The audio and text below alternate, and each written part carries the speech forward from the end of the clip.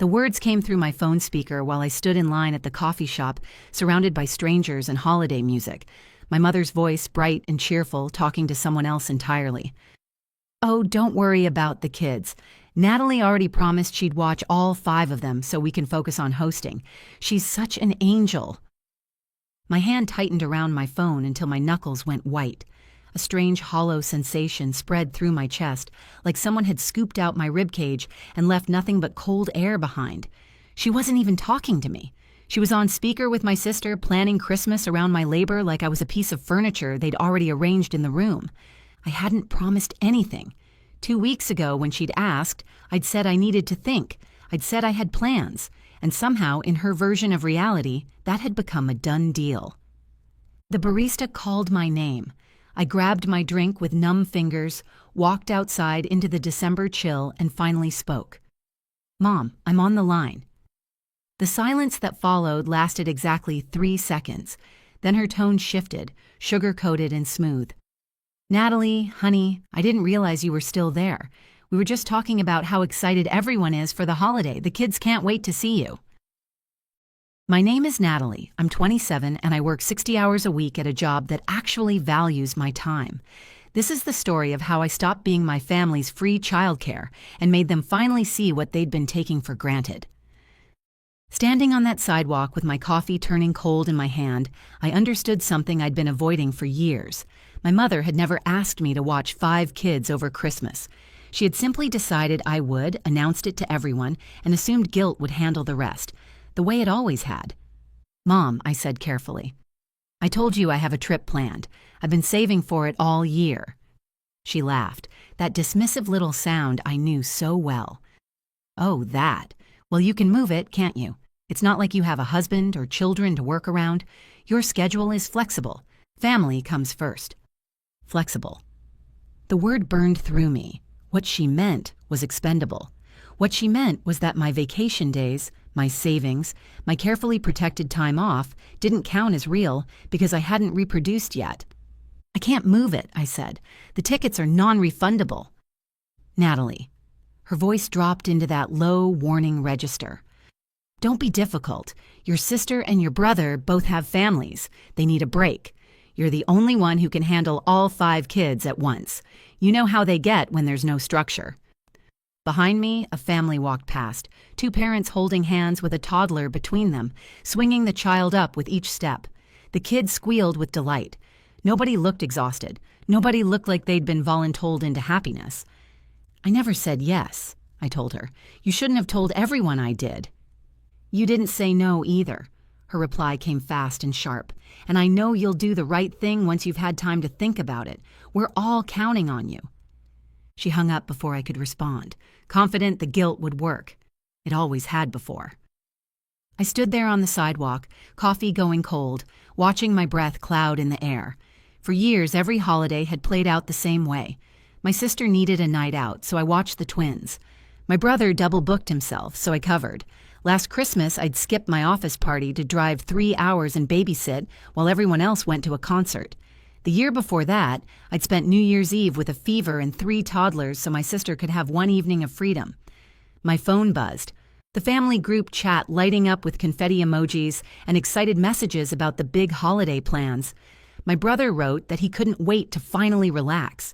My sister posted pictures of the matching outfits she'd bought for the kids, and right there in the middle of the thread, my mother had written, "Natalie already promised to take all the kids so we can focus on hosting. She's such a lifesaver.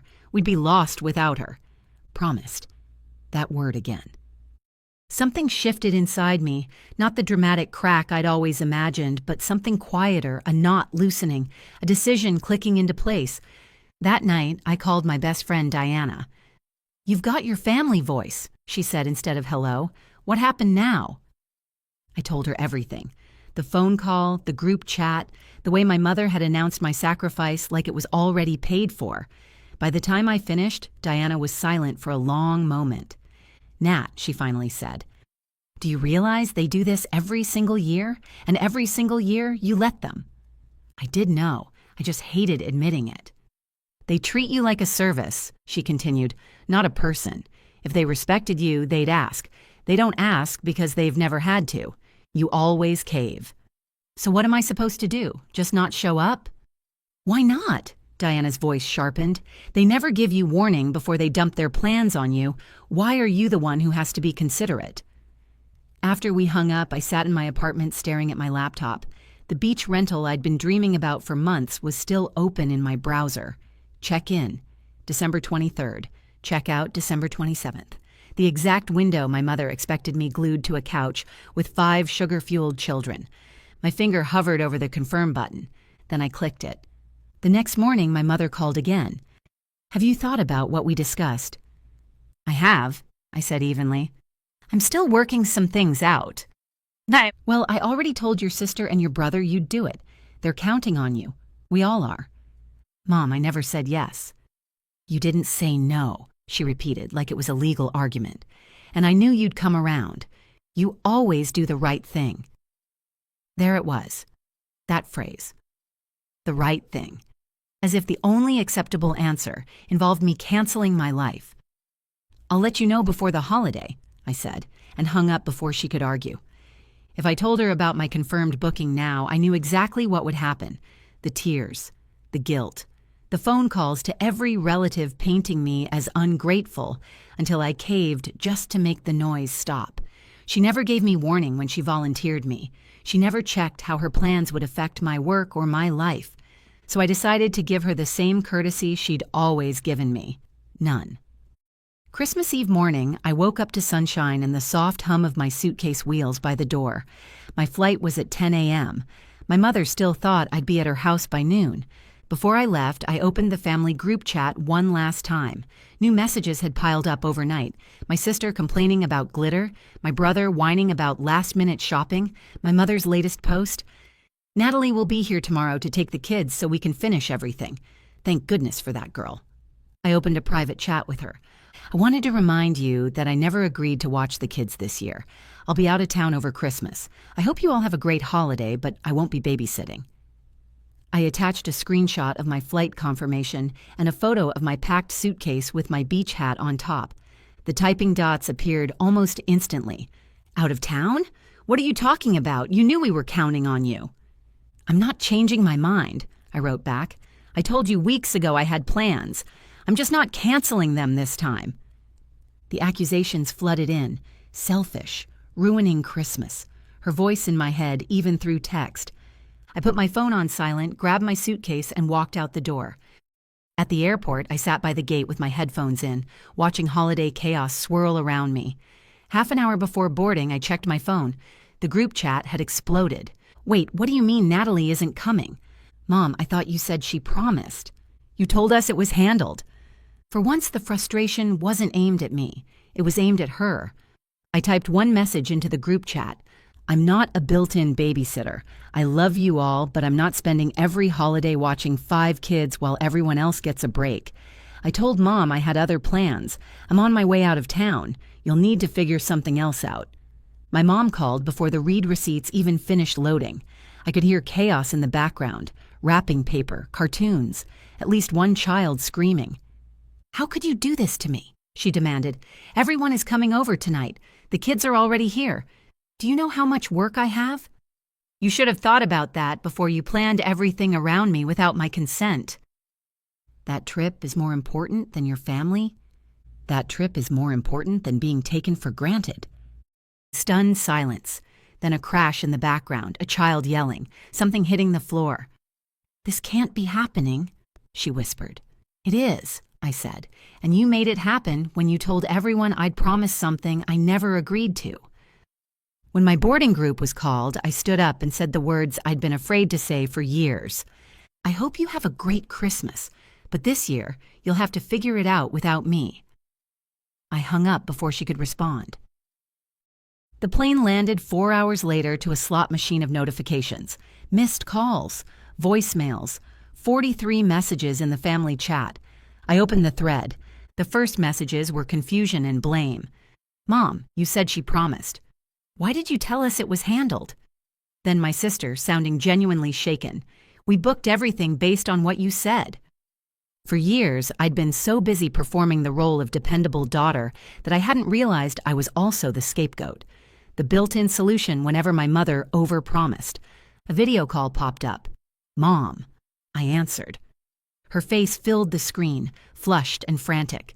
Behind her, the living room looked like a toy store had exploded. 2 kids wrestling on the floor, one crying on the couch, wrapping paper everywhere. "What do you think you're doing?" she demanded. I angled my camera just enough to show the edge of the pool behind me, the palm trees, the blue sky. "I'm on vacation," I said calmly, "like I told you I would be." She stared at the screen like she was looking at a crime scene. "You're really there." "I'm really here!" A scream rang out behind her. One of the twins shoved the other. Something crashed. "You should be here," she snapped. "This is your responsibility." "Why?" I asked quietly. "Because I'm the only one without a spouse? Because I don't have kids yet?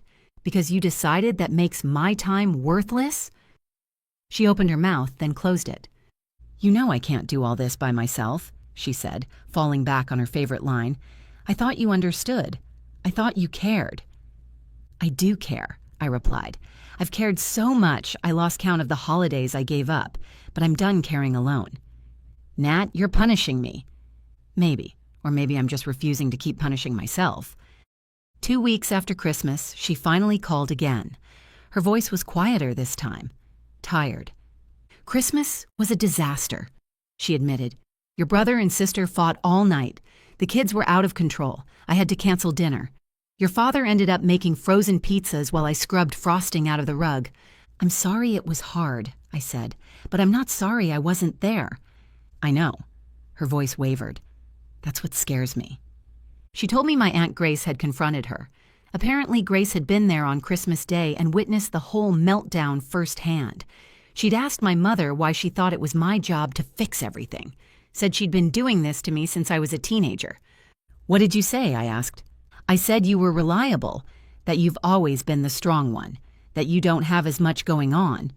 She paused, and Grace looked at me and said, "Or maybe you just assumed she didn't matter as much because she didn't complain." The silence stretched between us. I didn't realize how it sounded until I heard myself say it out loud. My mother whispered, "Like your life was less important because it was simpler to use you." Use. The word dropped like a stone. "You could have asked," I said. "You could have treated my time like it mattered." "I know, and I'm sorry." It wasn't dramatic. It wasn't movie perfect, but there was something real in it. "I can forgive you," I said slowly, "but I'm not going to forget, and I'm not going back to who I was before Christmas." "I wouldn't ask you to." We talked about what would change. If they wanted me to babysit, they'd ask, not assume. If I said no, that was final. No guilt trips, no smear campaigns. And if it was actual childcare and not just family time, they'd pay me like they'd pay anyone else. For the first time, I heard her flinch at the idea of paying for labor she'd been getting free for a decade. "I can do that," she said quietly. "One more thing," I added. "If you ever tell anyone I promised something I didn't, we're done." She was quiet for a long moment. "That's not who I want to be," she finally said. "I don't like the way I sounded this year. I don't like that you had to hurt us to get me to listen." A few weeks later, my sister texted, "We're thinking about a family barbecue in the spring. No babysitting, just hanging out. You in?" My brother followed up separately, which he'd never done before. "Hey, Nat, I get it now. Sorry I never said anything before. Hope you'll come." For the first time, it sounded like an invitation, not an assignment. Maybe that's the real revenge. Not screaming, not dramatic disowning, but forcing people to rebuild their world without assuming you're the foundation they get to stand on for free. I don't know how next Christmas will look. Maybe I'll be there, sharing hot chocolate and laughing with my nieces and nephews while my siblings take their own turns putting kids to bed. Maybe I'll be watching waves roll in somewhere warm. What I do know is this. They finally understand that if they want me in their lives, they have to treat me like a person, not a resource. They felt, in one brutal holiday, exactly how heavy the load is when I'm not there to carry it. And my mother, the woman who gasped, "This can't be happening," now knows her perfect plans fall apart without my consent, not my compliance, my consent. So tell me, Was I wrong for stepping back and letting them feel the chaos they'd always dumped on me? Or was this the only way to make them finally see me as more than the built-in babysitter? Before you go, here's a quick bonus for sticking around. If you love learning and growing like I do, you need to try audiobooks. I've got an exclusive deal with Audible. Your first month is completely free. That's access to over 500,000 titles. Zero cost to you. All the details are waiting in the description. Don't miss this one.